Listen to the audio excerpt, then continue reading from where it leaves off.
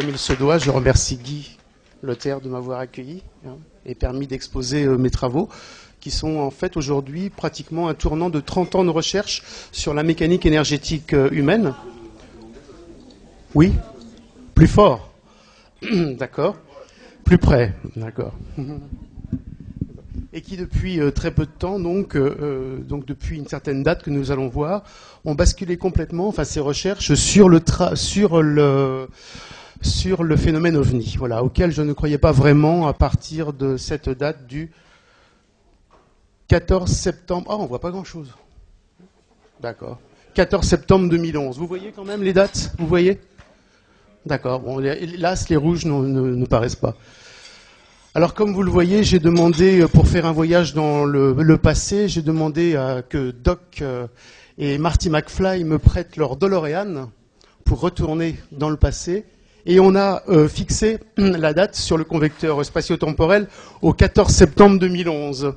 Donc, je vous invite à faire le voyage avec moi et de se trouver à cette date où nous sommes en Bretagne, donc il n'y a pas tellement longtemps, il y a quelques mois seulement, et où mon voisin, Jean-Luc, vient me voir et me dit « Emmanuel, regarde, imagine, parce que je ne les avais pas vus, il y a des ovnis, donc un groupe de 3 ovnis, donc ça ce n'est pas la photo qu'il a faite, mais bon, c'est une photo de reconstitution, 3 ovnis qui sont passés sur le hameau pourchassés par des avions de chasse. » Moi, je ne croyais pas vraiment aux ovnis, je lui dis « Bon, peut-être que tu as un peu bu, ou bref, l'incident reste là. » Et j'aurais pu éventuellement penser que, comme il n'y avait pas de hasard, mon amie Janine avait vu, lorsqu'elle était petite, des ovnis, un ovni et des extraterrestres descendre de cette soucoupe. Et là, nous sommes dans les années 1950. Mais lorsqu'elle me racontait ça, elle m'avait dit que son père, qui regardait ça avec elle, ils s'étaient tapis dans un fourré. Et ils avaient dit uniquement, bon bah c'est les Russes, et ils étaient partis chez eux parce que à l'époque, dans la province, on n'en parle pas trop. Mais ce que je sais maintenant, et je vais essayer de vous le démontrer, c'est qu'à chaque fois qu'un ovni apparaît, que vous êtes en contact visuel direct, et particulièrement si l'ovni vole lentement ou se pose, vous avez, alors on va dire pour l'instant, une information. On verra la qualité de cette information qui émane de ce vaisseau ou de ces phénomènes lumineux et qui va interférer avec un système que j'appelle le système biotique, qui est donc un système vibratoire subtil qui nous gouverne. À partir de là, vous êtes ce que j'appelle informé, à votre insu ou non, et ces informations, qui sont dans une dimension très spéciale que l'on peut dire hors de notre espace-temps à nous, vont se répandre, vont apparaître en surface et modifier notre comportement, en bien ou en mal. Pour mieux comprendre l'ensemble de tout ce phénomène qui nous gouverne, le phénomène biotique, il faut reprogrammer le convecteur spatio-temporel et arrivé dans le passé au 20 juillet 1983. Donc on en est déjà à 30 ans. C'est là où je rencontre Janine, donc la personne qui a vu cet ovni et que j'ai rencontré après, dans la presqu'île de Peraridi. Nous sommes en Bretagne, 1983. Bon, pour la petite histoire, je venais faire du yoga parce que on m'avait dit que c'était bien, une astrologue m'avait prescrit sur mon thème que je devais faire du yoga pour arriver à réussir dans le show business, que je n'ai évidemment pas réussi à faire, parce que je n'étais pas programmé pour ça. Et je rencontre Janine, et nous parlons de choses et d'autres, on sympathise. Et au moment où, premier phénomène surnaturel, réel, au moment où nous marchons à peu près à cet endroit ici, moi je suis sur un blocos, elle est plus loin, Janine entend une voix qui sort d'on ne sait où, et qui lui dit, en s'adressant à moi, « Il faut que tu t'occupes de lui ». Janine me regarde, et elle répond mentalement à cette voix qui arrive d'on ne sait où, « Non, il y a trop de boulot ». Effectivement, je n'étais pas du tout fait ni pour comprendre la mécanique énergétique humaine, ni pour l'ostéopathie, et encore moins les ovnis.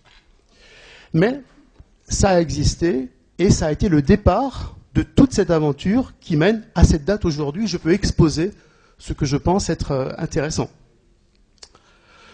C'est à partir de là que Janine pense que mon thème doit être refait, donc le thème astrologique, puisque nous allons parler d'astrologie, et que, avec le thème astrologique, elle me conseille de faire une école d'ostéopathie. Alors, dans les années 83, je rentre dans l'école d'ostéopathie fluidique de M. Poyer, donc Maurice, décédé actuellement, qui est une école très performante au niveau de l'ostéopathie fluidique, puisqu'il y a tout un tas d'ostéopathies, bien sûr on n'en parle pas aujourd'hui, mais l'ostéopathie crânienne qui sent les fluctuations du MRP, c'est-à-dire le mouvement des os de la tête, et qui font que lorsque ces mouvements sont perturbés, il y a perturbation et maladie. Donc un ostéopathe vous remet droit. Donc je vais dans cette école-là, mais maintenant je sais que, comme le contact avec Janine qui avait vu un ovni, donc avait été informée, qu'elle m'avait transmis par le simple contact de sa présence et puis l'affinité qu'on avait, m'avait donné une information en moi, un peu comme si l'alien était rentré, et que cet alien me demandait de trouver quelque chose d'autre qu'on ne trouvait pas, enfin qu'on ne décrivait pas dans l'école d'ostéopathie. Puisque, vous voyez, nous sommes, j'ai pris une photo où l'on montre une manœuvre, vous voyez, l'ostéopathe sent le mouvement des os du crâne et les remet, comme je vous ai dit. Mais avec cette information qui m'avait été transmise par ce système surnaturel, eh bien, je sentais dans mes mains une information qui n'était pas demandée dans l'école. Qu'est-ce qui se passait? Ça a été un gros bouleversement. Et donc, je me suis aperçu petit à petit, puisqu'on est dans les années 84, 5, ça fait quand même assez longtemps, que avec cette information, j'arrivais avec mes mains à sentir le mouvement du cerveau, alors que l'ostéopathe sent le mouvement des os du crâne, donc on rentrait à l'intérieur, et que ce mouvement du cerveau était en fait associé à la palpation du mouvement des pensées. Ce qui était dingue quand même. On arrivait à sentir la personne quand elle pensait. Et donc, ces fluctuations d'énergie pouvaient être étalonnées, pouvaient être vérifiées, étalonnées, et corrigées s'il y avait une disturbation. Donc j'ai appelé ce système la biopsychanalyse. J'ai sorti mon premier bouquin quelques années après, dans les années 90. C'est-à-dire que, avec les mains, on arrive à rentrer, donc les mains étalonnées dans ce sens-là, on arrive à rentrer dans le mouvement des pensées, dans l'inconscient de la personne. Et je sais maintenant que ce don qui m'a été donné par ces forces permet, avec les mains, de rentrer dans l'autre dimension de l'espace-temps qui nous gouverne et avec laquelle, on verra après, les ovnis nous envoient leurs informations. Nous sommes dans une autre dimension, et cette dimension peut être palpable, et lorsqu'elle vient en surface, elle peut être soit non corrigée, soit corrigée, et après c'est bonheur ou pas. Le système donc a été étalonné, je l'ai appelé système biotique, c'est-à-dire que la palpation du mouvement des pensées que je pouvais faire pouvait après être structurée sur une sorte de loi qui était, on sent la pulsation du cerveau vibratoire, en comparaison du cerveau neuronal, la pulsation correspond à l'action, et la pulsation va se transformer en mouvement, et le mouvement va donner le principe de communication, donc d'identité. C'est une sorte de loi qui s'est établie petit à petit en plusieurs années quand même de travail. Mais ça donnait quand même une approche absolument différente de ce qui se faisait et de ce qui pouvait être donné dans les écoles. L'ensemble des mouvements qui donnent la communication avec la pulsation, je l'ai appelé l'homme biotique. C'est-à-dire, lorsque la pulsation devient mouvement, elle emprunte les mouvements de la nature pour s'exprimer. C'est-à-dire, ça va ? Elle en prend les mouvements de la nature pour s'exprimer. C'est-à-dire que, par exemple, on va prendre les bras. Vous voyez ? Si je vous montre mon bras comme ça, vous le regardez immobile. Mais si vous aviez le don de double vue pour arriver à plonger hors de l'espace-temps de l'os et de la chair de mon bras, et que vous arriviez à voir, et nous, le palper, vous verriez ce mouvement ainsi. Dans une autre dimension de l'espace, qui nous frôle, bien entendu, elle n'est pas si loin que ça, il y a les mouvements de la nature, de l'aile d'oiseau, pour arriver à actionner le bras. Et lorsque ce mouvement est bloqué, il y a des douleurs. Vous avez des mal d'épaule, par exemple. C'est parce que vous avez déconnecté par rapport à ce mouvement. Pareil pour le cerveau, qui fera donc un mouvement méduse, et pareil pour les pieds qui sont le mouvement des batraciens continage. Et tout l'intérieur est décrit, mais ce n'est pas notre but aujourd'hui. Pour vous dire que nous sommes dans cette palpation, dans une autre dimension de l'espace qui est tout à fait configurable, applicable et répétitible. J'écris mon deuxième livre, Effacer la mémoire des stress, parce que, comme je vous l'ai dit, lorsqu'on sent une déviation du mouvement, on peut le remettre et à ce moment-là, on enlève la mémoire du stress. Et, vous voyez, on peut tout à fait travailler sur les animaux, puisque les animaux répondent de la même façon, comme vous voyez la télépathie animale et autres, répondent de la même façon sur ce système hors de l'espace-temps. C'est ce qu'on appelle la communication animale, c'est ce qu'on appelle la télépathie. C'est ça. Vous voyez, donc on peut travailler, alors si les photos ne sont pas très bonnes, sur les boucs, sur les cornes, sur les chevaux. Donc on peut faire du dressage avec les mains en s'adressant au psychisme animal qui correspond dans la structure de base comme nous, puisque je vous ai montré les ailes d'oiseau, donc c'est leur façon à eux de s'exprimer, mais en le ramenant à un dressage, c'est-à-dire quelque chose qu'on veut obtenir de l'animal pour être... voilà. Pour encore mieux situer notre dimension, j'ai fait un petit croquis, c'est-à-dire que la palpation du cerveau, vous voyez, rentre dans un trou de verre, donc dans une autre dimension de l'espace, arrive ici, et à ce moment-là, vous avez accès aux mémoires réelles, à l'inconscient, éventuellement aux vies antérieures et autres. Et le graphique est après. Ce système-là est le système avec lequel une force surnaturelle, représentée par un ovni, représentée par... arrive à nous atteindre et remonter en surface. C'est lié. Donc, on peut tout à fait dire qu'il faut trouver la serrure pour que, la clé, pour que la serrure soit adaptée. Nous sommes dans un système de serrure clé.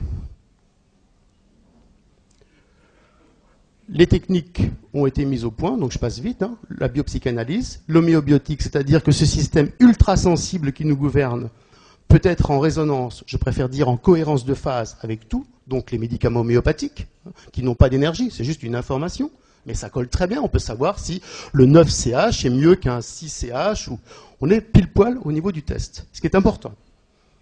L'ostéobiotique, donc, qui est la possibilité de sentir la dynamique interne de la dynamique interne du système vibratoire biotique qui nous anime et qui nous fait évoluer. La chromatobiotique, on peut très bien tester les fréquences lumineuses, c'est très important parce qu'on sait qu'au niveau médecine quantique ou physique quantique, nous avons un rapport avec le photon, la base de l'énergie, la base de la lumière, la base de l'énergie, la base de toutes les particules, qui est très actif en nous. Ça peut par exemple se tester en lumière visible ou invisible. C'est une hypersensibilité que ce système biotique est une hypersensibilité.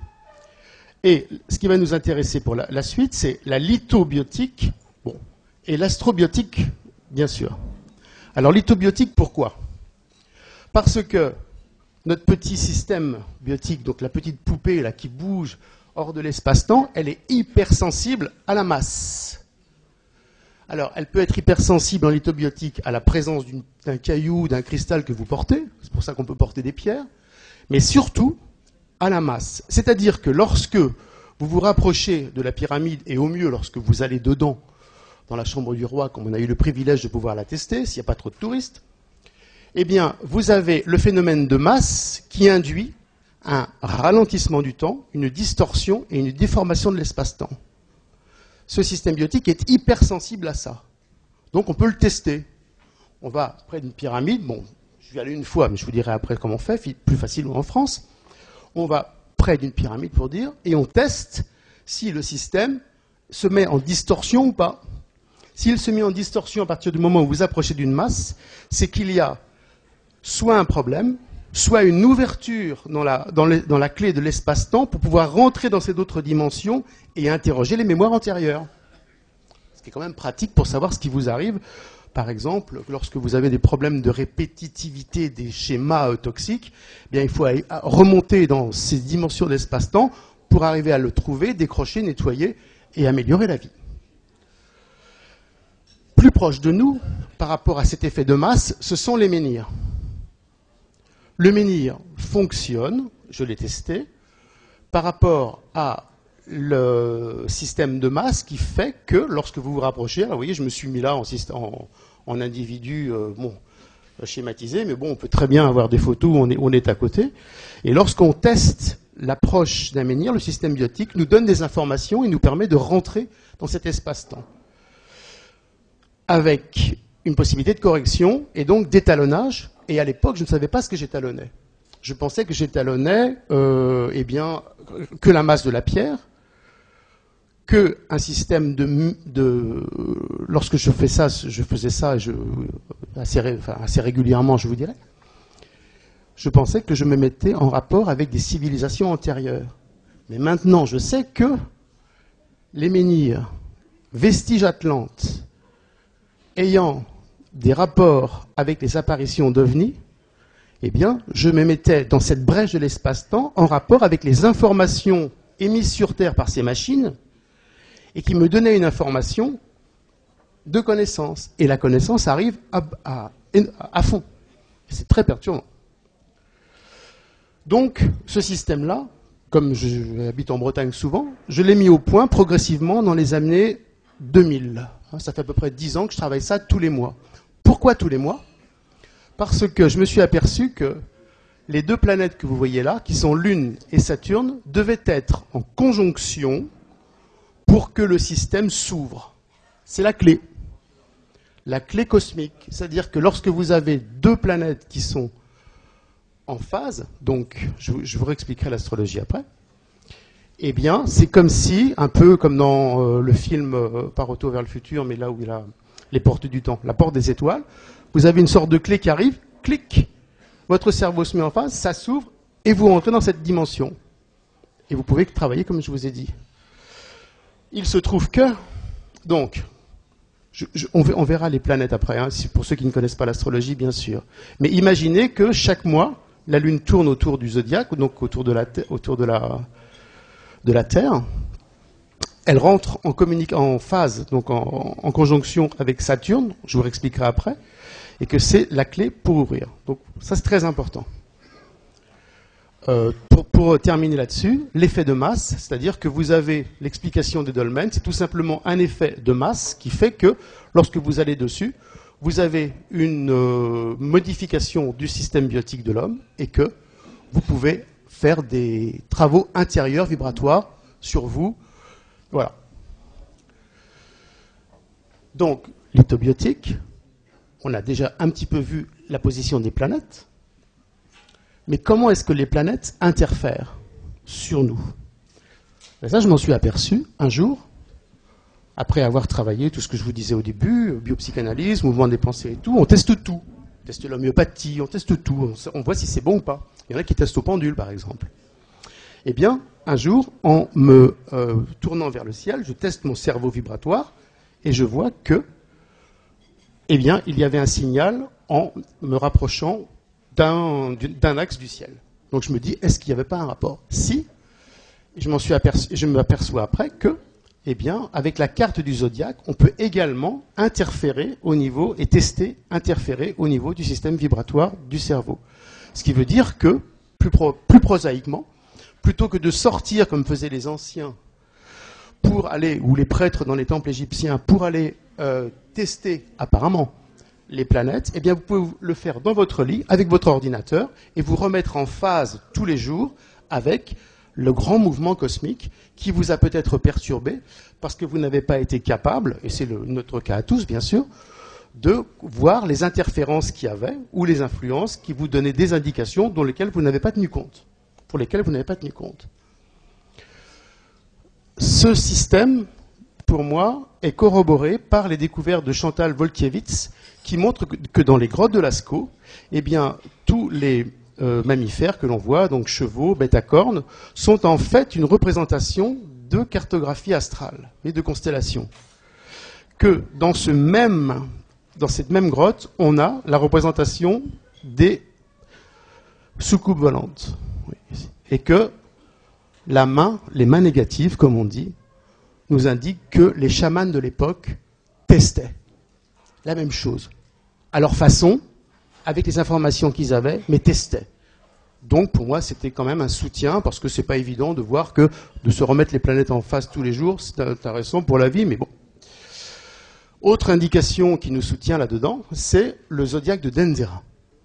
Le zodiaque de Dendera, c'est la représentation en Égypte, au Louvre maintenant, hein, tout le monde l'a déjà vu, je pense, d'une représentation, alors il y a des contestations, on va dire, un consensus pour moins 12 000 ans avant, qui correspond au grand cataclysme Atlante, de l'Atlantide, hein, qui a dû être submergé par un tsunami, qui montre que les planètes de ce moment-là peuvent être testées, peuvent être palpées par les mains des prêtresses et des Chemsuor. Alors on passe sur les Chemsuor, ce n'est pas un cours d'égyptologie, mais sachons que, vraisemblablement, les rescapés d'Atlante se sont groupés, si on peut dire, en sectes, disons en secte initiatique, qui prend le nom de la secte prend le nom de Chemsuor, qui sont représentés par des masques de faucon, mais avec le genou en terre ici. Et vous voyez, tout ce cette joyeuse bande, si je puis dire, teste le moment où les planètes étaient configurées avant le cataclysme, comme un point de départ où nous allons retrouver un nouveau cycle. Moins 12 000 ans, et nous sommes actuellement en train de retrouver un nouveau cycle, et les ovnis nous y invitent. Nous allons voir. Donc pour ceux qui ne connaissent pas l'astro, rapidement, les symboles, le Soleil, Mercure, Vénus, Lune, Mars, Jupiter, Saturne, Uranus, Neptune, Pluton. D'accord? Personne ne connaît l'astro? Un peu? Oui? On passe assez vite alors. Donc on a ces planètes représentées sur le zodiaque, et l'on sait que ces planètes peuvent être en aspect. C'est-à-dire que, par exemple, de ce qui nous intéresse, Saturne et Lune sont en opposition. Mars et Lune sont en opposition. On revient à la date du 14 septembre 2011, là où mon voisin Jean-Luc a vu ça, et les planètes Lune, Saturne étaient en opposition.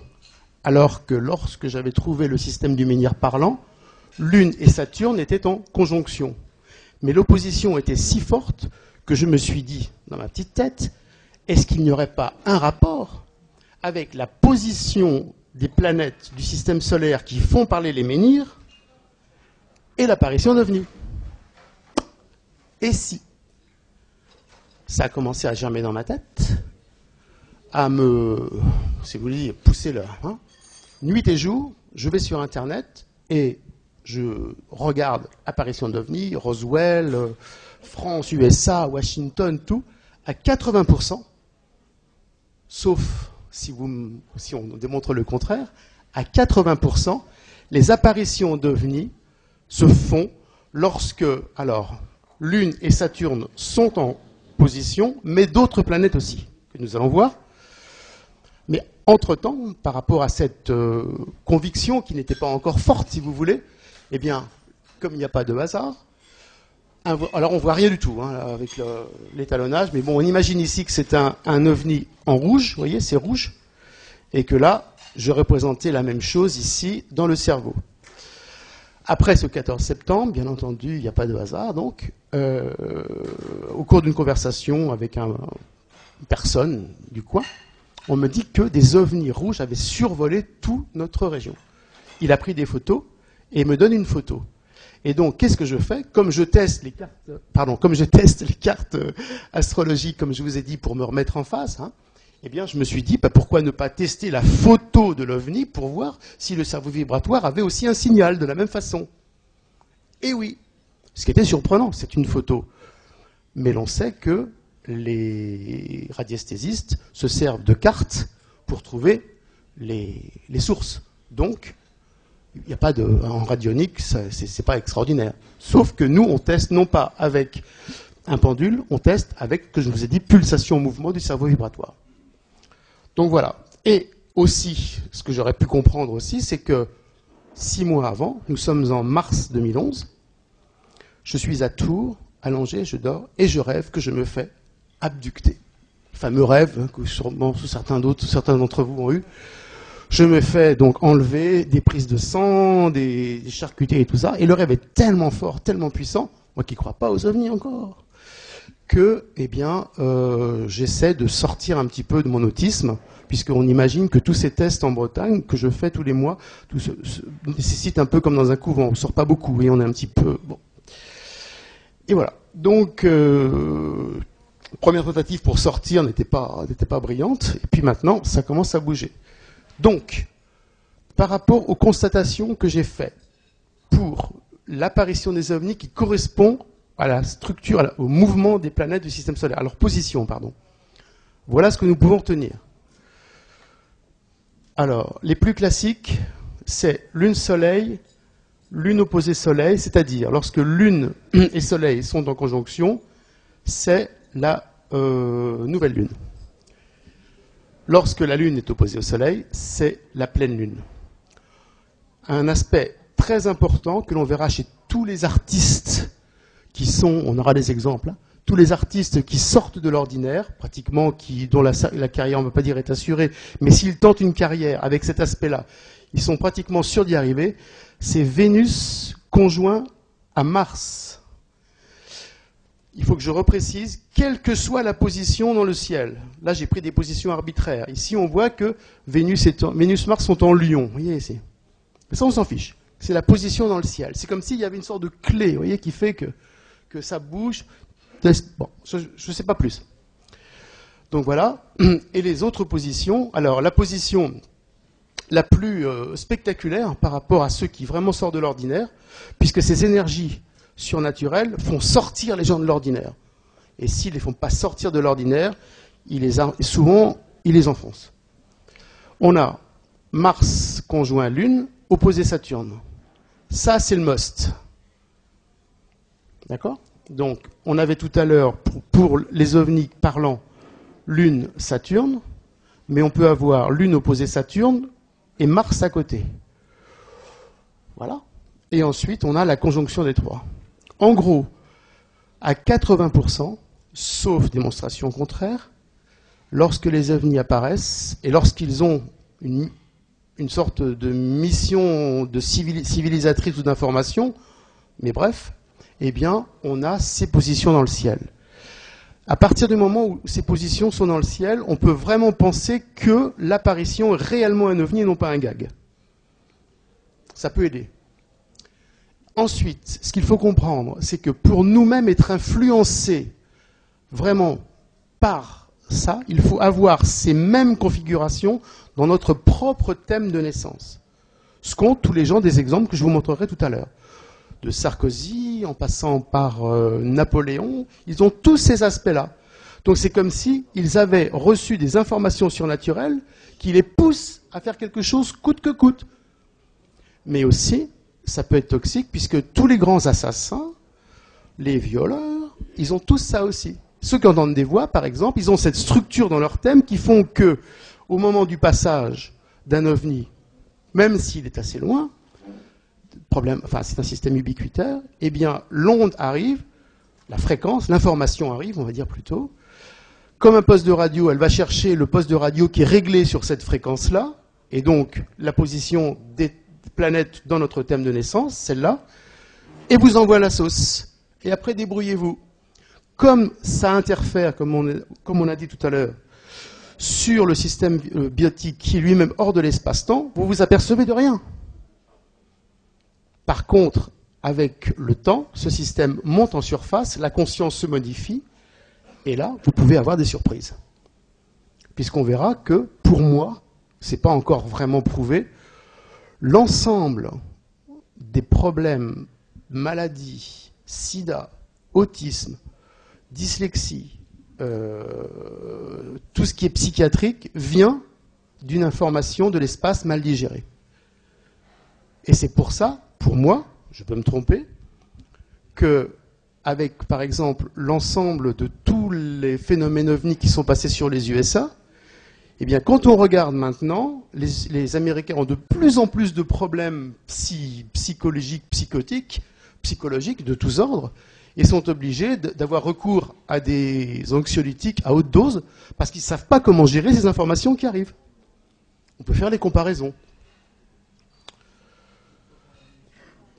Et là, après avoir donc travaillé tout ça, je tombe sur la date du 11 juillet 91, donc finalement c'est une troisième date clé qui va être très sympathique pour moi, parce qu'on peut toujours penser qu'on délire, c'est assez facile.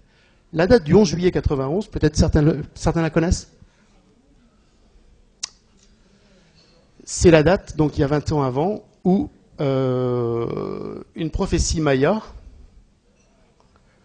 a dit qu'à cette date-là, la fin de la conscience du 5e monde et l'annonce du 6e allaient se faire. Le 11 juillet 91.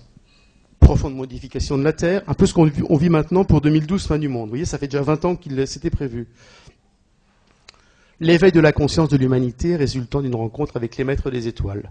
Sympathique. Cette date, je reviens avant, donc le thème astrologique au moment de cette date, où sont passés des ovnis dans le ciel, est lent. Donc avec une mission d'information. Pour bien, les Mexicains, pour bien les informer, eh bien on regarde, et ça vraiment, ça m'a été très cher pour moi, très sympathique. Vénus conjoint Mars, Lune conjoint Soleil, puisque c'était une éclipse, et Lune opposée Saturne. Donc les trois principaux ingrédients de la structure d'information des planètes par ces systèmes étaient marqués par la prophétie Maya et pour l'annonce de la sixième Paras, mais sixième monde, quoi. Mais c'est un peu pareil. Pourquoi? Parce que si l'on regarde l'information des ovnis, on voit que, enfin, on peut imaginer, mais moi j'en suis persuadé en tant qu'ostéopathe bioticien. Je vous dirai après comment est-ce que nous on le travaille sur les enfants du futur. Eh bien, les informations arrivent et c'est comme s'ils interféraient avec le redressement de l'homme jusqu'au la dernière étape, et que ces enfants, je les avais appelés sans le savoir avant, les enfants lumière. Hein, les enfants lumière sont des enfants de la génération qui arrive et qui ont reçu par rapport à cette structure du thème, puisque je les ai étudiés maintenant, qui ont reçu ces informations, qui a gonflé le cerveau et qui a donné, je vais vous expliquer, la bascule du cerveau qui fait qu'on va vers le cerveau du futur. Vous savez, les extraterrestres, on les représente toujours avec un gros cerveau et un petit massif facial. Ben, c'est ce qui se passe en ce moment, par rapport à ces informations qui arrivent de l'espace, d'accord, et qui font que... Alors ça, c'est un petit cours d'ostéopathie rapide. Pardon, je me trompe. Vous voyez, on a ici l'occipital, donc l'os occipital, mais aussi le cerveau. On a le frontal, on a le sphénoïde, et on a surtout le maxillaire inférieur, qui sont en train de faire ce mouvement d'invagination, vous voyez, pour nous amener vers un plus gros cerveau et vers cette forme-là. Et cette forme-là est liée aux planètes du système solaire d'information, elle-même liée avec les ovnis. Ce qui veut dire que, pour moi, en tant qu'ostéobioticien, il n'y a pratiquement plus de doute possible, l'évolution de la race humaine est intimement liée avec le phénomène ovni.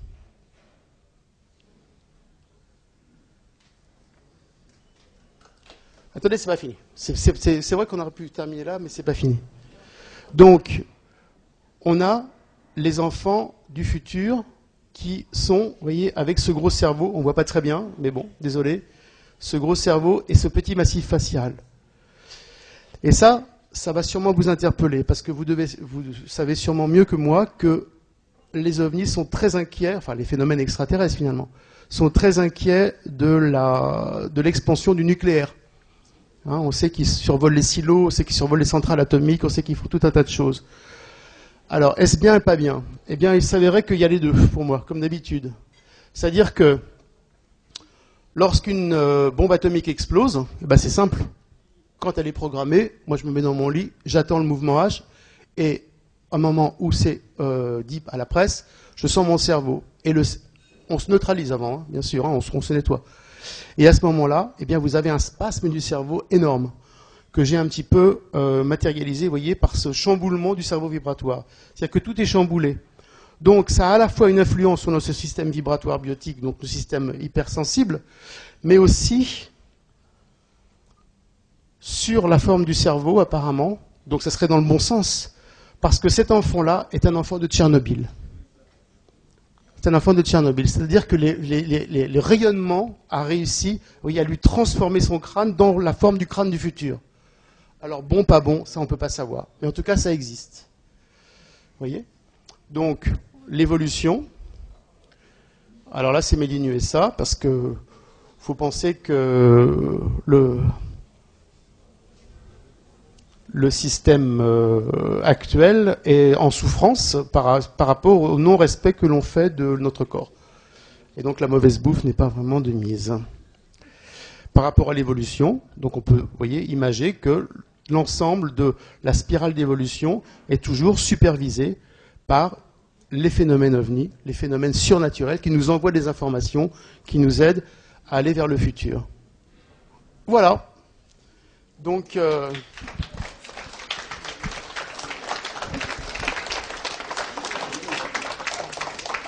Alors, puisque finalement c'est assez rapide, maintenant on va passer aux exemples. Questions avant les exemples, ça va me... Un micro. Non, vous gardez celui-là. Alors.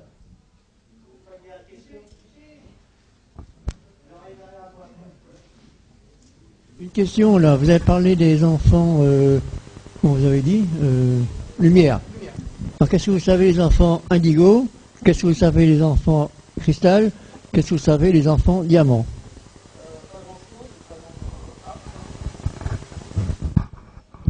Un, deux, voilà. Parce que je n'en sais pas plus que ce qui est dit dans les médias, parce que je pense qu'il y a eu un phénomène d'appropriation par des gens plus ou moins bien intentionnés de ces mécanismes non vraiment bien élucidés. Pourquoi est-ce que j'ai appelé enfant lumière? Alors on ne va pas rentrer dedans, c'est un peu compliqué, si vous voulez on refera autre chose. C'est parce qu'on sait que, comment expliquer ça? La structure circalaire, c'est-à-dire le mouvement vibratoire des os, se passe hors de notre dimension, mais toujours relié à un phénomène lumineux, un phénomène de lumière. C'est-à-dire qu'en fait, on va accrocher avec le phénomène du cerveau et de l'os et de certains os, on va accrocher l'information qui est dans la lumière, ou en fait dans un champ lumineux, puisqu'on n'est plus dans l'espace photonique, mais dans un champ supralumineux. Dans ce champ supralumineux qui est une interface, il y a l'information des os du futur, enfin de la forme du futur, et à ce moment-là, lorsqu'on sent les interférences, eh bien on redonne le mouvement, le cerveau se détend et l'enfant va mieux. Donc ça, je sais faire par rapport aux enfants qui ont ces structures, gros cerveau, et qui répondent à ces critères. Lorsqu'on les a qualifiés d'indigo, lorsqu'on les a qualifiés de cristal ou autre, bon, c'est une qualification, bon. Mais ce qu'on peut comprendre, si vous voulez, et ça c'est un peu ma spécialité, puisque de l'ostéopathie, je suis rapidement passé à soigner les enfants spéciaux, que j'appelle enfants différents, pour être simple, quoi. Eh bien, c'est que ces enfants-là ont pratiquement, tous ceux qu'on m'amène, la structure d'information, c'est-à-dire qu'ils ont reçu la décharge, mais ils ne savent pas quoi en faire. Donc, ça pète à l'intérieur. Ça va de la dyslexie en passant par lorsqu'il y a des étincelles dans le cerveau. L'autisme, bien sûr. Donc, si vous voulez, c'est pour ça que souvent ces enfants-là, avant ou après, sont des enfants curieux parce qu'ils reçoivent la connaissance. On admet maintenant, d'accord, que la connaissance vient d'en haut. Mais elle arrive dans un espace qui fait qu'on ne sait pas qu'elle nous arrive, puis après elle se détend. On verra dans les exemples que tous les grands, de Mozart en passant par Bach, ils ont tous ces planètes. Ils reçoivent tous ça d'ailleurs. Ils ont la chance de faire un instrument, ils ont la chance de pouvoir l'exprimer. Ceux qui ne peuvent pas, ils invaginent et ils deviennent terribles. Ils deviennent assassins, ils deviennent politiciens, Sarkozy. Ils ont tous ça, tous. Sinon on ne peut pas comprendre les ressorts qui les animent. C'est pas possible. C'est une énergie surnaturelle, mais dans laquelle véhicule la connaissance. Donc ces petits-enfants qu'on dit indigo, ils ont des sens, des sixièmes sens qui arrivent. Soit ils s'en servent plus ou moins bien, en tout cas ils sont un petit peu décalés de la société, soit pas du tout. Et quand le cerveau, la structure n'est pas en place pour les recevoir, à ce moment-là, là je sais intervenir pour le remettre en phase. Et à ce moment-là, tout va mieux. Cela dit, c'est toujours des enfants surprenants. Surprenant, c'est les autistes, les syndromes d'Asperger. sont tous informés, pratiquement tous. Sinon, c'est pas ça. Oui. Prochaine question. Prochaine question. Prochaine question. Pas de question. Alors, on regarde les exemples. Oui, bonjour. Bonjour. Vous entendez rien là? Si. Ah, faut que ça vienne de l'intérieur. Tout doit venir de Ah oui, je l'intérieur. pensais que... Oui, bonsoir. Voilà, je voulais poser une question. Là, on parle d'extraterrestres, c'est ça? Oui. Parce que moi, normalement, j'étais pas censé assister à cette réunion. Moi, j'étais à l'écart. Bon, j'ai assisté, il n'y a pas de problème. Je voulais demander, est-ce que les extraterrestres sont racistes? Si la personne n'est pas verte, est-ce qu'elle lui en veut? En tout cas, par rapport à ça, c'est intéressant ce que vous dites, parce que c'est vrai que tout le monde parle d'hommes égaux, tout le monde parle de la grande universalité. Moi, je pense que le système biotique qui nous anime, hein, vous avez vu la poupée biotique tout à l'heure, hein, on a tous le cerveau qui fonctionne en rapport avec un mouvement. Enfin, excusez-moi, on a tout le corps qui fonctionne en rapport avec un mouvement de la nature. Le crâne, c'est le cerveau, c'est la méduse. Le bras, c'est l'aile d'oiseau. Les jambes, c'est mouvement de batracien. Bravo, il y en a qui suivent. D'accord ? Et ça, que vous soyez jaune, noir, catholique, protestant, juif, tout le monde fonctionne comme ça. Le problème, c'est que l'apparence qui va émerger au niveau du fonctionnement de la matière soumise à ça va être différent. Voyez ? Donc je pense que le retour à ce phénomène universel de fonctionnement de l'homme, imparti par les forces surnaturelles extraterrestres, j'insiste aujourd'hui là-dessus, eh bien, nous enlève tout côté raciste. Oui. Attendez. D'abord, j'ai une annonce à faire de la part du personnel du restaurant, parce qu'il paraît qu'il y a des gens qui fument dans les toilettes, et je voudrais vous demander de ne plus le faire. Juste ça. Ok. Question ? Ouais. Bonjour. Oui. Très intéressé par votre théorie sur Tchernobyl, Oui. donc sur le grossissement du cerveau. Oui. Quid des autres problèmes, par exemple les enfants nés sans cerveau ou aveugles, ou avec énormément de doigts notamment, qui sont des problèmes liés à Tchernobyl. Ah oui, voilà, je sais pas. D'accord. Un autre point, vous parliez du sida. Oui, alors voilà, vous allez voir que... Non, je les ai pas mis les exemples. Le lien entre le sida et les astres m'a un peu dépassé en fait, dans la mesure où on est en face d'un virus. Oui, alors là, c'est encore un... J'ai pas voulu en parler ce soir, mais l'ensemble, pour moi, en exagérant un petit peu, quoique, l'ensemble des maladies, puisqu'on peut voir par exemple que les apparitions d'ovnis peuvent correspondre aux épidémies. Pourquoi ? Parce que comme c'est un phénomène ubiquitaire, je ne l'ai pas marqué tout à l'heure, c'est-à-dire que quand vous avez un ovni qui apparaît, d'accord ? Vous avez... Ouais, il y a un effet Larsen. Lorsqu'on a un ovni qui apparaît... je l'avais marqué tout à l'heure, mais bon... Je reviens en arrière. D'accord ? Bougez pas...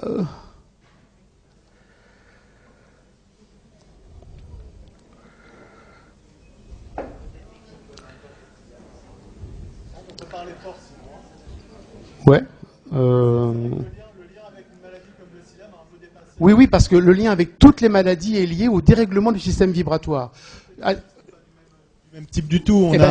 Oui, mais si. Une maladie, ça veut rien dire à ce sens-là. Si on compare un syndrome d'Asperger à du sida, par exemple... Tout pareil. Ah non. Pour nous, c'est pareil. Pour vous, qui vous ? Bah nous, bioticiens. Vous, bioticiens. Vous êtes le seul, en fait. Bah on n'est pas beaucoup, ouais. D'accord. Est-ce qu'on n'est pas ici dans une absurdité, en fait, de comparer des choses aussi différentes ? Moi, je le dis par rapport à mon expérience personnelle. D'accord. Hein, lorsque vous avez un dérèglement de base du système vibratoire, toutes les résurgences qui donnent naissance aux maladies les plus diverses possibles sont possibles. C'est comme ça. Bon, on n'est pas obligé de le croire, mais tout est origine, tout prend racine dans une dimension hors de notre espace-temps. C'est pour ça, par exemple, que le cancer, dont la théorie de Hammer est assez connue, si vous connaissez, Hein, d'accord, d'accord. Donc toute origine du cancer vient d'un choc vécu, un choc psychologique vécu dans la solitude. L'origine du cancer prend toute son ampleur ici.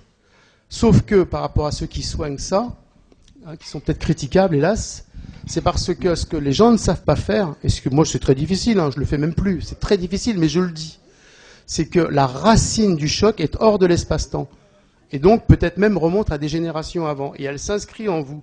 Et à ce moment-là, elle tord votre système vibratoire de base, qui font que lorsque vous allez ne pas être en place, eh bien, il va y avoir une possibilité d'attaque virale, par exemple, plus forte qu'une autre. Parce que votre identité, je vous ai rappelé tout à l'heure que le système biotique, la poupée, hein, était soumise à pulsation et mouvement. Et tout à l'heure, je ne vous l'ai pas souligné, mais bon, le mouvement correspond à l'identité. Mais en fait, c'est une identité cosmique. L'identité sur le réseau cosmique. C'est votre soi cosmique. Mais pour la conférence de ce soir, c'est un soi cosmique, si on peut dire, influencé et géré par les phénomènes surnaturels. C'est pour ça que tout peut bouger. C'est pour ça qu'il y a des épidémies mondiales, enfin pour moi. C'est-à-dire que, alors je ne sais plus s'il est là. Voilà, ici. Excusez-moi, je le vois. Voilà, ici. Ce que j'ai voulu dire tout à l'heure, par rapport à l'ubiquité et aux épidémies, c'est que lorsque vous avez un phénomène d'apparition sur un point de la Terre, eh bien l'ensemble des systèmes vibratoires biotiques des humains étant interconnectés, c'est tout le monde qui est informé. Donc il y en a un qui reçoit et tout le monde trinque. Mais c'est comme ça que l'humanité avance. Ce serait le principe de base, quoi. Et c'est comme ça qu'on peut très bien imaginer que dans les siècles anciens, les civilisations ont toutes progressé en même temps. Alors, des anthropologues comme Anne Lambricourt, auxquels je fais référence dans d'autres conférences sur l'ostéopathie fluidique, par rapport à l'évolution, montrent que, eh bien, c'est une logique interne, c'est très intéressant, une logique interne par rapport aux sphénoïdes, mais bon, c'est pas le cas ce soir, hein, c'est l'ostéopathie. Une logique interne, c'est la même chose. Une logique interne vous bascule donc tous en même temps, mais d'où vient cette logique interne? Alors, en tant qu'anthropologue, elle est déjà pratiquement virée du CNRS parce que, déjà, ça, c'est par rapport à la théorie classique, ça ne plaît pas. Alors, si en plus on dit que ça vient de la logique interne d'évolution de phénomènes extraterrestres, alors là, c'est fini, quoi. Elle perd toutes ses subventions. Vous voyez? Autre question et on passe aux exemples. Bon, oui, j'ai une question.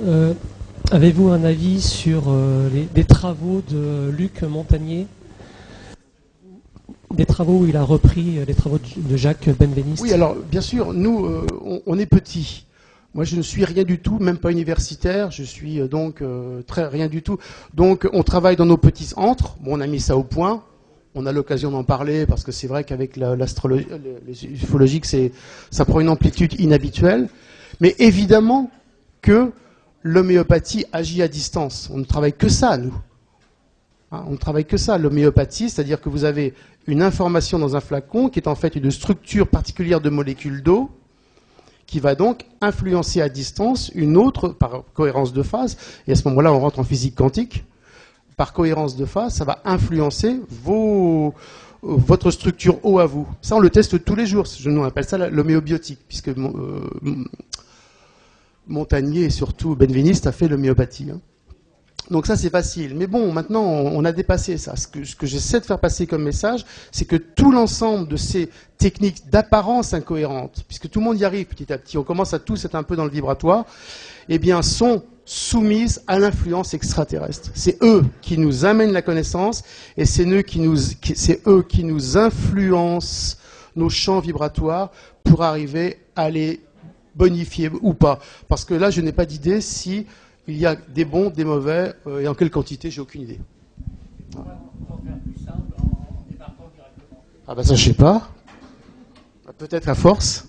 Moi, j'ai constaté, j'ai testé. Hein, j'ai regardé sur Internet l'apparition, la fréquence d'apparition. Je vous invite tous à le faire. Ça correspond aux planètes dont je vous ai parlé. Hein, on pourra le redire. Et j'ai trouvé que par rapport aux tests sur les menhirs, ça sentait bon parce que ça m'ouvrait un peu une autre connaissance. Et après, je me suis aperçu, par exemple, que dans les apparitions mariales, par exemple, c'est-à-dire que lorsque les gens voient les vierges, eh bien, il y a systématiquement la présence d'un mégalithe, d'une grotte et de l'eau. L'eau, on vient d'en parler, c'est la structure de l'eau, mais c'est aussi la structure eau du système biotique, puisque si vous vous rappelez que le cerveau méduse, c'est un rapport avec l'eau. Mais bon, on fait court là-dessus. Donc, ça a un rapport. Alors donc, bien entendu, j'ai regardé tous les gens qui ont vu des apparitions de Bernadette Soubirous et tous les miraculés de Lourdes. À 80%, ils sont informés. C'est-à-dire qu'ils ont la structure pour voir, recevoir. C'est comme si, lorsque vous aviez cette structure de planètes, donc Lune, Saturne, Mars, d'accord ? Eh bien, vous étiez plus apte à être au moment où l'OVNI apparaît. Moi, je ne l'ai pas, donc j'en ai jamais vu. Janine, là, à fond, elle a vu. Et à partir de là, elle est informée et elle dispatche le truc. Ça donne des dons. Vous voyez ? Et sûrement qu'on peut voir, en égal Wi-Fi, on peut voir à la fréquence, si vous voulez. Ça donne des dons. Donc, les Bernadette Soubirous, d'autres, tout le monde est informé. Et les moments des visions, si on voit les abductés, hein, j'ai d'autres exemples, si on a le temps, les abductés, ceux qui ont vu des ovnis qui ont été en présence au moment, à Bugarache, à Col de Vence, ceux qui voient les phénomènes, c'est au moment précis où les planètes dont je vous ai parlé sont en phase. Sinon, ça ne se passe pas. Alors, c'est un peu mystérieux quand même. Hein. Je vous donne une constatation que j'ai faite. Et c'est pas évident. Cela dit, on peut très bien penser qu'ils se servent. Alors, je sais que dans les conférences, il y a eu des gens qui expliquent les phénomènes électromagnétiques dans lesquels les sorties ou les rentrées dans l'espace-temps doivent être en place pour arriver à faire. Eh bien, on peut penser que la structure des planètes peut être un indice. Voilà. Autre question, je passe aux exemples. Vous avez du temps pour une question? Ah, mais moi, j'ai tout le temps que vous voulez. Hein. En fait, j'ai plusieurs questions, mais plusieurs personnes. Allez-y. On fera les exemples rapidement. Oui, bonjour. En fait, je trouve que votre présentation me fait penser beaucoup à la résonance morphique de Rupert Sheldrake. Oui, tout à fait. Et notamment quand vous parlez des maladies, en fait, parce qu'il y avait des gens qui étaient un petit peu étonnés, mais en fait, il parle beaucoup de ça quand il dit que des singes dans un certain endroit de la planète reçoivent une vaccination, voilà. Et tous les autres singes sont informés. Voilà. C'est sur ce système-là. Oui. La seule différence avec Rupert Sheldrake, que je connais pas personnellement, c'est que nous, on palpe. Nous, on teste. On teste, on arrive avec les mains à rentrer dans le cerveau vibratoire, qu'eux ne font pas. Ils sont en théorie. Mais la théorie est tout à fait juste. Prochaine question, donnez-moi un moment.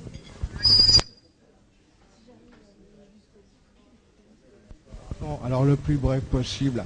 Donc si je comprends bien ce que vous avez dit, donc personnellement je suis en relation depuis que je suis venu au monde. Bon, très bien. Bon, pour moi, pour la conférence de ce soir, l'astrobiotique, on vérifie avec les planètes. Si pour moi, oui, par exemple, un que je ne sais pas si vous l'appréciez beaucoup, c'est Raël. C'est comment ici? Eh bien, il est informé. Pour moi, c'est vrai. Son thème montre qu'il a la structure, et le jour d'apparition en 1974 montre que les planètes étaient là. Donc j'aurais tendance à dire qu'il a raison. Désolé. Bon, s'il vous plaît. Au niveau du système astrologique que je connais par cœur, oui. Quand vous parlez des présidents, vous parlez du président Sarkozy, pour moi c'est le fils du monstre. D'accord, ok, voilà. Mais vous allez voir comment je l'ai représenté. Bon, on y va les exemples. Alors les exemples. Alors Roswell. Voilà. Alors, il y a une trentaine d'exemples. Attendez, on fait les exemples, on pose les questions après. Comme ça, on va faire un intermédiaire question. Alors, Roswell, Lune Saturne. Donc, ça devrait être vrai.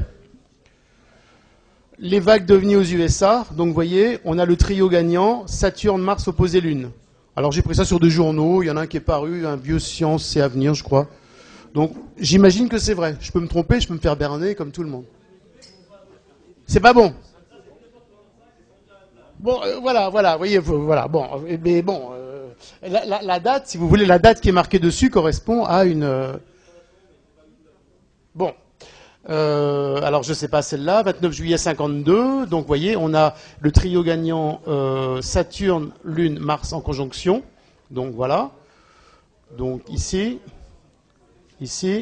toujours pareil, quoi, vous voyez, Washington 52, Mars opposé Lune, et Saturne, le trio gagnant. Donc l'information au niveau des USA, très importante, apparemment, ils en ont besoin. En tout cas, apparemment, ça les perturbe aussi. Ici. Alors, France en 74, une date que j'aime bien, c'est l'année du tigre. Et on a vu tout à l'heure qu'il y avait le soleil du tigre. Alors, les 5 jours d'observation, vous voyez, on a la Lune ici, qui est là, et qui va commencer à balayer Mars et Saturne. Et cette position-là est particulière, je vais faire une aparté, parce que c'est celle que l'on a actuellement, d'accord? C'est-à-dire que, vous voyez, Lune, Mars, Saturne sont dans un cadran assez large, mais pas parasités par tout le reste des autres planètes. Vous voyez ça?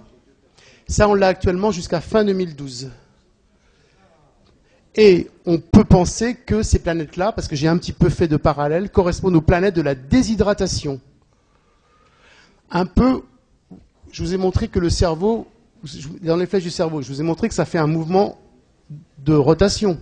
On appelle circalaire, nous. Et on sait que, alors c'est un peu un truc incroyable que je ne comprends pas bien encore, que les perturbations climatiques sont en dépression et en haute pression, donc au mouvement rotatif. Y aurait-il un rapport? Ça ne serait pas étonnant, parce qu'à chaque grande tempête, et ça je ne comprends pas comment ça peut se faire, parce que si un jour vous pouvez m'aider, je veux bien, chaque grande tempête, Xynthia, la dernière, 99, les planètes d'information sont en place, et principalement avec cette ouverture ici, qui correspond à une grande rotation qui peut amener à une déshydratation ou à un phénomène climatique extrême. Et on a ça jusqu'à fin 2012. C'est pour ça que nous, en ce moment, j'aurais pu mettre le thème d'aujourd'hui, eh bien, on a Lune, Mars, Saturne ouvert comme ça. Et on a 10 jours à moins. C'est une constatation. Alors, de là à comprendre comment des phénomènes extraterrestres peuvent influencer sur le climat, bon, je ne sais pas. Mais apparemment, ça devrait le faire. À voir. Ça a duré combien là, j'ai pas suffisamment de recul pour le dire. C'est aux constatations à la volée, si vous voulez. Ah oui, mais je vous dis, moi c'est juste jour et nuit depuis le mois de septembre. Et là, il y a un moment, c'est voilà. Et après, on essaie avec l'intuition de voir, parce qu'il y a un peu d'intuition dessus. Rien n'étant marqué quelque part, on ne sait pas. Mais pour l'instant, les planètes Lune, Mars, Saturne sont les planètes de la déshydratation. Alors, déshydratation par rapport à la question du monsieur tout à l'heure qui ne comprenait pas les maladies. La déshydratation est hyper importante, hyper toxique pour l'humain, tout en étant bénéfique. Hyper toxique, pourquoi ? Parce que lorsque vous déshydratez, vous perdez votre eau intracellulaire. Lorsque l'eau intracellulaire s'en va, toutes les maladies sont plus concentrées, les toxines, et vous faites une maladie, vous déclarez une maladie. D'accord ? Le cerveau, qui est donc un cerveau méduse, qui donc se sert de la fréquence eau pour agir, se contracte. Et un cerveau qui se contracte a besoin de se dilater artificiellement. Et la dilatation artificielle du cerveau, c'est quoi? Picole? Ah non, l'eau, hélas, non, ça serait trop bien. C'est la drogue. La drogue, ce sont des artefacts pour dilater le cerveau vibratoire qui s'est contracté. Alors, pas spécialement par rapport à une déshydratation, mais en ce moment, on l'est en tout cas, mais par rapport à tout un tas de phénomènes de stress, voire de marquage hors de l'espace-temps, ou de trop d'informations. Parce que vous pouvez très bien penser que les informations surnaturelles qui arrivent trop fortes, non gérées par le cerveau neuronal, contractent votre cerveau, vous amènent un mal-être, et le plus simple, c'est de picoler ou de fumer, ou de prendre du café, au pire. Le mieux serait d'arriver à trouver la vibration de l'eau pour le dilater. Mais ça, c'est plus compliqué. Donc voilà, 73, les lumières de Lakenheath, tout ça, c'est toujours la même chose. Alors 54, d'accord, on est en gros majorité, Lune, Saturne, 54. Bon, c'est des exemples à la volée, mais tout est à vérifier. L'avantage de ce truc-là, c'est que vous prenez un logiciel d'astrologie, vous prenez les dates et vous regardez. Et puis, je suis très, très heureux d'avoir vos remarques. D'accord? Donc vague d'OVNI. Vous voyez, toujours vague d'OVNI, toujours, de ce que je peux. Alors, col de vent, ça fond, quoi, bien sûr. Vous voyez, Lune, ici, Mars opposé Lune, vous voyez. D'accord. Alors, col de vent, alors je sais que c'est un coin intéressant. Donc, vous voyez, PACA, vague belge, toujours. Vous voyez ici, Saturne, Lune, toujours pareil. Angleterre, Belgique. Alors, j'ai mis, pour la conférence, sur 600, 700, je suis obligé de sacrifier. Valençol, tout le monde connaît sûrement. La Vendée, j'y suis particulièrement attaché parce que je trouve que la Vendée est un endroit que j'affectionne particulièrement, qui a beaucoup souffert par rapport au massacre vendéen de la Révolution, et surtout par rapport au sud de la Bretagne, puisque donc je travaille beaucoup en Bretagne pour les mégalithes, et donc la Vendée fait suite. C'est comme si ces endroits-là étaient marqués par l'émergence ou le sauve-qui-peut de la noyade, si je puis dire, du continent Atlante, donc qui a fait que ces gens-là sont sortis et ont implanté toute leur communication, dont les menhirs. Et c'est donc comme si les menhirs étaient chargés encore de ces mémoires, mais pour que le menhir parle, je répète, il faut que les positions soient en accord. Enfin, que les positions astrales soient en phase, comme on a vu. Bon, Plozévert, je sais qu'il y a quelqu'un qui cherchait sur Plozévert dans une conférence sur Internet chez vous, Guy. Bon, voilà la réponse. Oui, il y a eu une information Mars-Vénus, donc il y a eu une ouverture au niveau de la brèche spatio-temporelle, au niveau des planètes, pour que l'information arrive et fasse que la personne voit les vierges, je ne sais plus ce qu'elle a vu à ça, et des dons de guérison. Don de guérison, c'est pour nous uniquement la remise en phase du système vibratoire biotique avec le système, corporel classique. On remet de l'ordre et c'est bon. Voilà, rien de vraiment mystérieux finalement. Vous voyez ? Alors quelque chose d'intéressant, c'est la Suisse en 1566, puisqu'on peut remonter, on a à peu près toujours les mêmes constatations. La seule différence, c'est qu'au 19e siècle, ça colle pas. 19e siècle, le taux de pourcentage de connexion, enfin, je veux dire, de rapport, très mauvais. Bizarre, hein ? Je sais pas. Bon. Ici, en Suisse, on a donc, vous voyez, Mars, Saturne, Lune. Voilà. Et voilà. Pareil. L'affaire de Nice, je pense que tout le monde connaît. Voilà. Oui, voilà. L'affaire de Nice, pareil. Saturne, Mars. Et j'ai trouvé intéressant, on verra plus tard, que Monaco n'étant pas loin, j'ai trouvé que la famille de Monaco, ils étaient tous informés. Ils sont tous les planètes. Alors, est-ce qu'il y a un rapport ? Alors, les célébrités, rapidement. Alors, Louis XIV, puisque à tout seigneur, tout honneur, dans la mesure où... Voilà. Lune opposée Saturne, d'accord ? Alors, c'est en vrac. Éclectique. On va, hein, d'accord.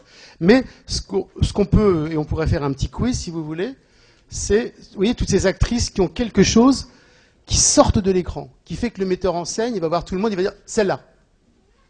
Pourquoi ? Parce qu'il va sentir avec son affinité cette force surnaturelle qui l'anime, qui va faire qu'il sait qu'elle va traverser l'écran, elle va passer l'écran. Aucune des actrices, je pense, personne ne sait vraiment pourquoi. Mais la constatation fait qu'elles le sont pratiquement toutes. Vous voyez, les gens un peu surnaturels, un peu allumés. Vous voyez, David Bowie, on fait pas de...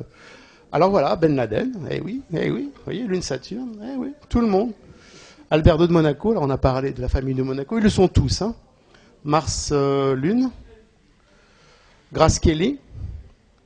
Alors, Grace Kelly, donc je vous avais dit tout à l'heure, la conjonction pour les actrices, hein, que l'on Vénus conjoint Mars et si possible Soleil au milieu. D'accord ? Alors, Mars-Vénus, c'était pas le cas aujourd'hui, le sujet aujourd'hui vraiment, mais il faut savoir que toutes les planètes correspondent à un os du crâne. On m'a donné une carte. Hein. Nous, on est dicté. Hein. Moi, j'ai des voix, donc je dicte ce qu'on me dit. Hein. Donc, tous les os du crâne correspondent à une planète. Et donc, les planètes de l'équilibre, si on peut dire, sont Mars et Vénus avec Soleil au milieu, qui font que, eh bien, toutes les actrices, tous les acteurs célèbres qui passent l'écran ont cette conjonction. Et Mars, Vénus et Soleil au milieu. Donc, vous voyez, beauté. Alors, Caroline, aussi informée. Bon, je fais beaucoup dans le Monaco, mais bon. Charlène, bien sûr. Et Stéphanie. Lady Diana. Mars, Saturne, Lune, donc hyper informé, ce qui lui donne sûrement ces choses qui peuvent déranger certains. Et on sait la suite. Alors moi, vous voyez, bon, j'ai plus mon affinité pour les filles, donc Mila Jovovich, hein, qui, dans le 5e élément, pas de hasard, hein, elle explose l'écran quand même, hein, d'accord ? Pourquoi ? Parce que Lune, Mars, conjoint Saturne. Donc, tiens, Lune, Mars, Saturne, c'est déshydratation aussi. Donc elle est à la fois portée, mais à la fois en risque de faire un problème déshydratation, c'est-à-dire perdre sa substance, vieillir d'un coup, ou par exemple, pour certains, si après avoir vu un ovni, vous avez le dos qui fait mal et les disques qui s'affaissent à l'hernie discale, c'est normal. J'ai eu des exemples. C'est parce que l'information vient dans vos trous intracellulaires, qui est donc en majeure partie constituante des cartilages, donc des disques. Le disque s'affaisse et vous avez un problème. Donc attention, je pense que pour moi, le phénomène de contact ovni n'est pas neutre. Il peut être tout bon ou dangereux. Robert Redford, évidemment, vous voyez, ça c'est sûr. Hein. Brad Pitt, Staline, et oui, Lune opposée Saturne. La puissance pour détruire 80 millions de personnes, il faut le faire quand même. Hein. Donc c'est comme si, chez les extraterrestres, il y avait les bons et les pas bons. Ça, je ne peux pas savoir. Des forces positives, des forces négatives. Les gris, les blancs et les rouges. C'est ça? On ne peut pas savoir. Moi, je ne sais pas. Ça, je ne fais que constater. Elvis Presley, Lune Saturne. Claudia Schiffer, évidemment. Janis Joplin, c'est de votre génération? Oui. Alors, les grands inventeurs, donc, qui ont eu le génie, le génie à foison, quoi. Jules Verne, qui a tout vu, quoi, sur la Lune. Pourquoi? Parce qu'il est informé. Il a tout. Il devait lire comme un prompteur et puis ne faire que ce qu'on lui dictait. On, les forces surnaturelles. Saddam Hussein, pourquoi pas? Alors, Saddam Hussein était quand même quelqu'un, par rapport à la critique qui a été faite, qui essayait de retrouver les origines de la civilisation Anunnaki dans son pays. Et on sait que les Anunnakis seraient d'origine extraterrestre et implantés en Irak ou dans la civilisation qui s'appelle les Sumériens. Merci. Freud, pourquoi pas? Claude Bernard, hein, en rivalité avec Pasteur, qui n'est pas informé, Pasteur. Hein, d'où le... Ça ne vous étonne pas? Voilà, pas informé. Lui, génie, Claude Bernard. Le terrain est tout. Le terrain. Carla Bruni, eh oui, avec notre ami Vincent Pérez, vous voyez, ici. Et Champollion, évidemment, puisque l'Égypte, on a vu, c'est une colonie atlante, donc forcément, il était programmé pour le trouver, hein, pour trouver Mélanie Thierry, vous voyez, des Ivréniers, hein. Charlotte Corday, donc des gens inspirés, apparemment, pour faire ce qu'ils ont fait. Mylène Farmer, hein. Si vous voulez, si on voit ces visages-là, ils sont à la fois beaux, fascinants et quelconques. Mais avec ces planètes-là, eh bien, ils durent, ils perdurent, ils résistent au show business et ils s'imposent. Sinon, c'est pas la peine. Moi, si j'étais metteur en scène maintenant, je regarderais le thème et puis j'insisterais pas sur une comédienne qui va se faner si elle a rapidement ou être décevante à l'écran si elle n'a pas ces planètes, cette structure planétaire. Marouchka Detmers, Patricia Cass, hein, vous voyez. Ça c'est vraiment le trio, quoi. Mars, Lune, opposé Saturne. Donc elle reçoit l'information à son insu. Alors, par rapport à tous ces gens-là qui ont le tout pour eux, quoi, il apparaîtrait que si ils ne s'en servent que dans un premier temps pour exploser à l'écran et faire ce qu'ils font, mais s'ils ne tiennent pas compte de cette conscience qui les anime, eh bien à un moment, c'est comme si on leur retirait la disquette et ils s'écroulent. Et ils commencent à se droguer, et ils ont le sida, pour en parler à un monsieur qui est parti, et ils ont le cancer surtout. Puisque pour moi, tous les cas de cancer ont une origine. C'est un peu fou, mais on est entre fous, je crois, quand même, non? Je dirais pas ça chez les médecins. Pour moi, d'origine extraterrestre. C'est-à-dire qu'en fait, une origine d'un problème d'information, donc de mouvement dans le corps. Et on sait que les cellules cancéreuses sont des cellules qui ont coupé avec l'identité de la personne et reviennent en duplication comme si elle n'était plus bridée. Ça colle. Ségolène Royal. Alors, je vais vous dire que l'élection de 2012, c'est un combat ufologique. Hein. Napoléon Ier, Jean d'Ormesson, comme ça, au hasard, hein, vous voyez. Stanley Kubrick, 2001 Lycée de l'espace, pas de hasard. Jules Verne, je me suis répété. Steve Jobs, Apple. Des gens qui ont le génie, quoi. Leur génie vient d'en haut. Et voilà. Jules César, Alexandre le Grand, vous voyez, tous ces gens qui ont fait l'histoire, Tom Cruise. Alors, les apparitions mariales, donc Bernadette Soubirous, vous voyez, Saturne, opposé Lune. On peut vérifier, j'ai vérifié pratiquement tous les gens qui ont eu des guérisons miraculeuses. Au 19e siècle, c'est un peu plus difficile, mais à partir de 1900, ça colle à 80%. Ils ont tous les récepteurs pour guérir. C'est pour ça que d'un seul coup, ils guérissent. Mais c'est parce qu'ils sont rentrés en cohérence de phase avec les énergies positives par rapport à celles qui les avaient détruites, par méconnaissance du système, bien entendu. Donc la foi est importante. Hein. Je pense que la foi est importante. La foi en ça, par exemple. La foi en quelque chose. Quoi. Parce qu'on est quand même dans il n'y a pas la matière. Quoi. Alors, le combat surnaturel de 2012. Marine Le Pen. Vous voyez, bien placée. Sarkozy, je suis désolé, je n'ai pas pu faire autrement. Strauss-Kahn, vous voyez, tous ces gens qui sont indéboulonnables, malgré tout. François Hollande, vous voyez. Ils sont tous sur le même niveau, comme aux Jeux Olympiques. Ils sont tous sur le même niveau, ils ne le savent pas sûrement, hein, je ne pense pas. Hein. Ils sont tous sur le même niveau de puissance. C'est comme si c'était les extraterrestres qui se combattent entre eux pour s'imposer, quoi. Vous voyez. Alors bon, après d'autres, alors Malraux. Alors voilà, donc pour le pire, hein, Hitler, Churchill, informés. Donc c'était un combat surnaturel pendant la guerre. En tout cas, ce système, enfin, ce que je propose peut le montrer. Hein.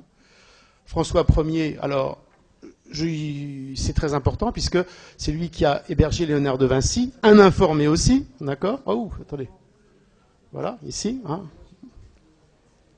Le trio Mars, Lune, et avec une orbite assez large au niveau Saturne. Donc, toutes les inventions arrivent de l'espace. Et il a jusqu'à... Comment? Ah oui, pas de problème. Oui. Alors, au niveau de tous ceux qui ont eu un génie au niveau de l'électricité au 19e ou au début du siècle, oui. Très curieusement, tous les physiciens qui travaillent la physique quantique, non. Ah, ça, j'ai pas compris. Yannick Noah, voilà. Alors donc, il a eu, au niveau du sport, puisque les grands sportifs sont tous informés, il a eu cette information, cette explosion d'énergie qui a fait qu'il a gagné, puis après c'est fini. Comme par exemple Laure Manodou. Laure Manodou a eu cette bénédiction des dieux, puis comme elle ne tient pas compte de ça, apparemment, il n'y a plus rien, c'est fini. Hein, c'est passé dans une autre dimension, il faudrait rattraper. Alors Charlotte Valandré, j'aime bien, parce que c'est quelqu'un quand même d'assez surnaturel, elle est bretonne, et qui a, après sa greffe cardiaque, eu les informations de la personne qui portait le cœur, ce qui est quand même dingue. Donc au niveau de la mémoire cellulaire, c'est vraiment intéressant. Mais sauf que elle est aussi Lune, Saturne, opposé Mars. Donc c'est pour ça qu'on l'a prise hein, quand on a fait le casting. Enfin, on la voit souvent, hein, donc c'est pour ça qu'on l'a prise. Mais hélas, comme ces actrices-là ne savent pas pourquoi, elles tirent trop le diable par la queue, et à ce moment-là, le diable se venge. C'est la part du diable. Et on verra, enfin, j'en ai pas, non, c'est pas aujourd'hui, je peux vous le dire, que tous ceux qui ont eu à payer la part du diable, comme Patrick Sébastien qui perd, comme Patrick Chenet, sont tous informés, mais hélas, comme ils ne sont pas dans cette mouvance de compréhension du surnaturel, on leur retire quelque chose. Et c'est souvent un enfant qui meurt. Jean-Sébastien Bach, évidemment. Alors, Laurent de Médicis par rapport aux Médicis, bien entendu, et puis à Botticelli. Bill Gates, Copernic, Roger Waters, les Pink Floyd, Dark Side of the Moon, pas de hasard. D'accord? Eh oui, Laurie, vous voyez tout ça. Céline Dion, Lady Gaga. Bon. Bah oui, c'est ce que c'est, mais c'est quand même quelqu'un qui fait le buzz de tout le monde entier, quand même. Qu'est-ce qu'il anime comme... Eh ben, c'est ça. Enfin, pour moi. Oui. Alors, Laure Manodou, donc, qui risque, hélas... alors, notre ami Thierry Ardisson, qui a quand même bienvenu les Thériens, hein, son émission. Eh ben, c'est pas un hasard. Pourquoi? Parce qu'il est hyper informé. Hein, Lune opposée Saturne. Donc, sans le savoir, il est le jouet de forces surnaturelles ou extraterrestres. Sans le savoir. Alors, Volta, par rapport à ce que vous disiez, hein, d'accord. Donc, Tesla, je ne l'ai pas mis, mais Volta, Ampère, Edison, tous. Alors, Montesquieu, Marlène Dietrich, Van Beethoven, Léo Ferré, vous voyez, Lune Saturne, Gérard de Nerval, c'est au hasard, hein, je vous ai mis ça, voilà. Verlaine, Adjani. Alors, donc, ici, c'est important, vous voyez l'actrice, donc l'actrice clé, Vénus, Mars, avec le soleil au milieu, donc la beauté resplendissante d'Adjani, mais le déséquilibre Mars-Vénus, qui correspond donc à un déséquilibre hydrique, et non pas une déshydratation, c'est différent. Et le déséquilibre hydrique fait que, eh bien, lorsque vous êtes en inconscience par rapport au phénomène, eh bien, l'eau se charge d'informations et à ce moment-là, vous grossissez. Et on sait comment elle est devenue. Hein, pareil, par exemple, pour Demis Roussos. Ce sera mon dernier exemple, je crois. Demis Roussos, une voix que tout le monde doit apprécier. Hein, super. Ah, donc, avec comme tous les acteurs, donc Mars, Vénus conjoint, d'accord, avec une opposition Lune-Saturne, assez large, mais quand même. Donc, porté par les dieux, porté par les fréquences de l'art pour exprimer quelque chose, mais déséquilibre hydrique. C'est comme si tous les gens du show-business, tous les acteurs étaient un peu avec ces planètes-là, étaient un petit peu des représentants, hein, des intermédiaires de ces forces, si vous voulez. C'est un peu comme des représentants. Hein. Comme ça, ils passent l'information. À force de les voir, on est nous-mêmes informés et on essaie d'évoluer. Voilà. Je crois que c'est la dernière. Alors prochainement, sur vos écrans, on peut très bien donc apparition mariale, sida, disparition, part du diable, les maladies, j'ai mis un peu au hasard, l'anorexie. L'anorexie, c'est quoi? Toutes les maladies, pour moi, le sont. En tout cas, c'est comme ça que j'arrive à en remettre quelques-unes sur pied. Eh bien, vous avez cet alien, finalement, cet homme biotique non conscientisé, c'est comme un alien. On a tous un alien en nous. Votre conscience sent qu'il y a quelque chose qui ne va pas et que ça peut être terrifiant. Qu'est-ce qu'on fait? On ne le nourrit pas. On ne veut pas nourrir quelque chose que l'on ne comprend pas. Donc on ne mange pas. Si vous remettez le système biotique en route, d'accord, donc en phase avec les énergies surnaturelles, la personne mange. Donc les abductions célèbres, on peut faire, les informés célèbres, et le cancer, c'est redoutable. Guerre, attentat, assassinat, pratiquement tous ces déclarations de guerre, que cela passe, et même les accidents, mais guerre par exemple, Pearl Harbor, c'est toujours, comme si les gens connaissaient là au gouvernement, c'est toujours sur des moments de planète d'information, tout le temps. C'est curieux, hein? Ou alors, c'est les ovnis qui télécommandent les dirigeants qui leur font choisir cette date-là. Ben, j'ai constaté. Hein. Donc, accident, catastrophe, tempête, ouragan, séisme, tsunami, tous. Bon, tous c'est 80%. Hein. Bon, c'est pas mal quand même. Les crop circles, donc on n'a pas eu le temps, mais les crop circles sont en rapport pour moi avec certaines de mes intuitions, voire découvertes, dont la méduse. Hein. J'avais montré ça à Guy, bon, c'était pas tellement le moment. Mais si vous voulez, c'est tellement surprenant de considérer l'humain comme ça que lorsque vous avez des petits clins d'œil, eh bien, ça fait chaud au cœur. Par exemple, est-ce que je suis encore là? Vous voyez, on terminera dessus si vous voulez. Eh bien, vous voyez, le crop circle méduse, qui est apparu il n'y a pas longtemps, je crois. C'est vrai? Ouais. Eh bien, pourquoi est-ce que les ovnis auraient dessiné ça, ou ces forces extraterrestres? Eh bien, pour moi, puisque je ramène ça à ma sauce, hein, à ma soupe, eh bien, parce que, comme je vous l'ai dit, eh bien, le cerveau vibratoire marche, cette dynamique interne, avec le mouvement de la méduse. C'est comme ça, c'est la nature qui a choisi ça pour s'exprimer. Et on a un exemple actuellement de quelqu'un qui travaille sur la poulpatitude. Vous avez vu ce bouquin? La poulpatitude, c'est une constatation qui a été faite pendant les Jeux Olympiques, je crois, ou la Coupe du Monde de football, qu'un poulpe pouvait prédire, voilà. Donc, hein, et le poulpe, d'accord? Il y avait 5 cerveaux. Donc il a dit poulpatitude, et maintenant il en est à intuition. Mais nous on le sait ça, puisque ou mouvement méduse ou mouvement du poulpe, ça dépend des civilisations. Hein, les Minoens ont pris plutôt le poulpe, et notre tradition à nous, gréco-latine, a pris Médusa.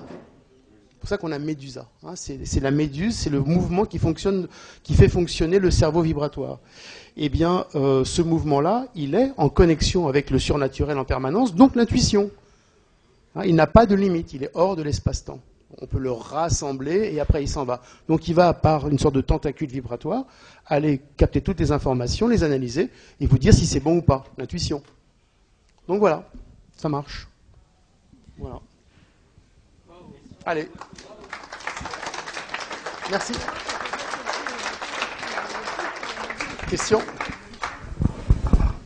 questions, on va faire rapidement, parce qu'il nous reste de quoi faire 2 questions. Pas plus. Alors, je reprends là où nous avions arrêté. Oui, c'est vous après, d'abord la madame. Voilà, je voulais vous demander, par rapport justement à l'astrologie, qu'est-ce que vous pensez du 21 décembre 2012 Je vais descendre un décembre. Alors, rien du tout, puisque en fait, pour nous, d'abord, je n'y pensais rien.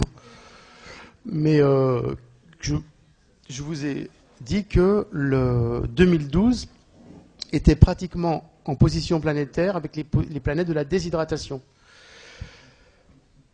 C'est-à-dire que c'est comme si pendant un an, ça a commencé en 1991, hein, le moment de la prophétie Maya. Donc ça fait 20 ans que ça se trame. Maintenant, on arrive à la finalité. Et si mes intuitions sont exactes, on est donc avec les planètes de la déshydratation. C'est-à-dire que les mouvements vont devenir lévogir, comme ça. Et donc donner naissance à des perturbations climatiques, pour vous montrer comment ça tourne. Les deux sont liés. Dans le cerveau, ça va se concentrer, mais l'ensemble de la dynamique de l'eau va se concentrer en lévogir. C'est-à-dire qu'on va rassembler nos eaux, enfin nos eaux de l'eau, et expulser dans l'espace, enfin, ça serait notre mission, tout ce qui est attaché à l'eau intracellulaire au niveau vibratoire, c'est-à-dire les émotions.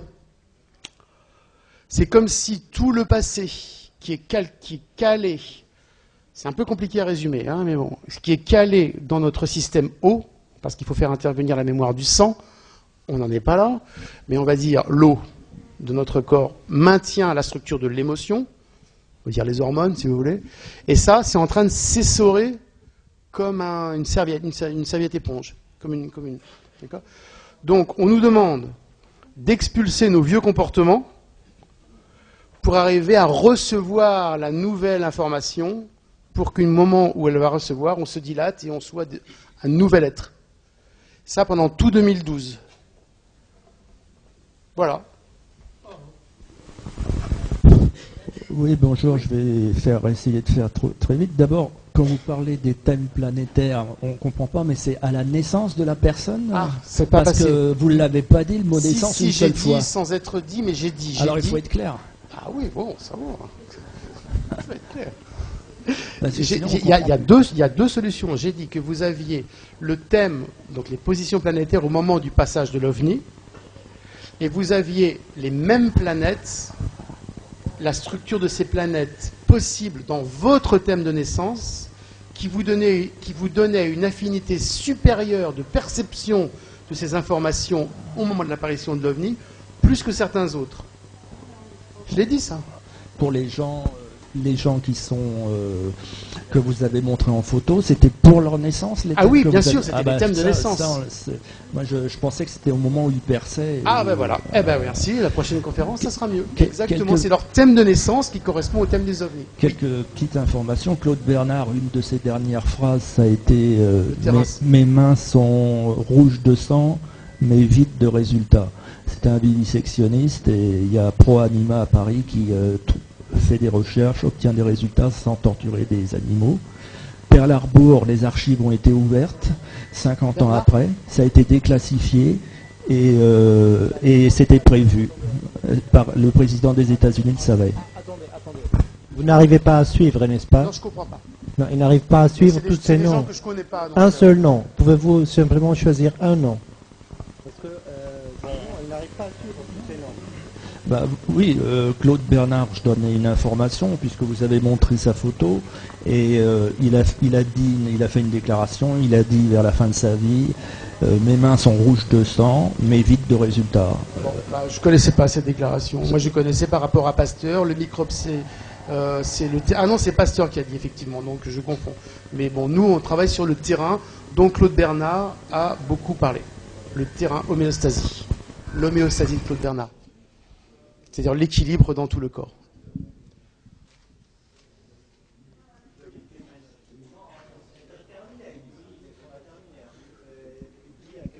D'accord.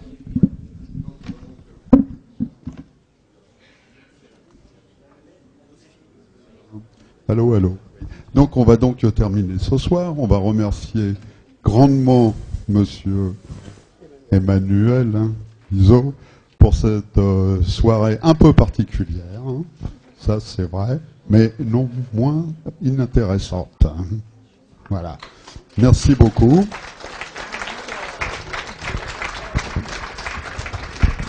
D'autre part, moi j'ai 4 petites informations à vous faire part, dans le désordre.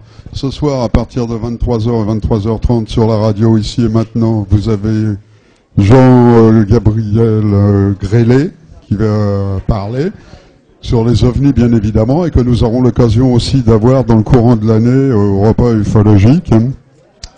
Indépendamment de ça, il va y avoir aussi le 29 février une émission télévisée qui sera axée sur les ovnis, qui sera organisée par la chaîne de télévision Direct 8, dont M. Jean-Claude Sidoun sera un des invités majeurs, avec certainement, très certainement, M. Gérard Deforge. Et à la suite de quoi Gérard Sidoun, lui, sera notre prochain invité pour le 6 mars. Et en dehors de ça, une dernière chose, à partir du mois prochain, il va y avoir en souscription, pour le mois d'octobre, nous faisons venir un monsieur qui est un Américain, qui s'appelle Coleman Levin, et qui est au départ un fortéen, mais qui est aussi quelqu'un qui a beaucoup écrit sur la cryptozoologie, et aussi sur l'ufologie. Et donc on va le faire venir des États-Unis et exceptionnellement, comme ça s'est passé pour Nick Pop, ça sera une soirée sous souscription, ça sera une entrée payante au prix de 8 €. Et nous commencerons à faire la réception des chèques à partir du mois prochain pour cette soirée, qui sera exactement le 2 octobre. Hein. Voilà, c'est à peu près tout ce que je voulais vous dire pour d'important et d'urgent. Maintenant je vous souhaite une bonne fin de soirée, puis comme d'habitude, un bon retour. Hein.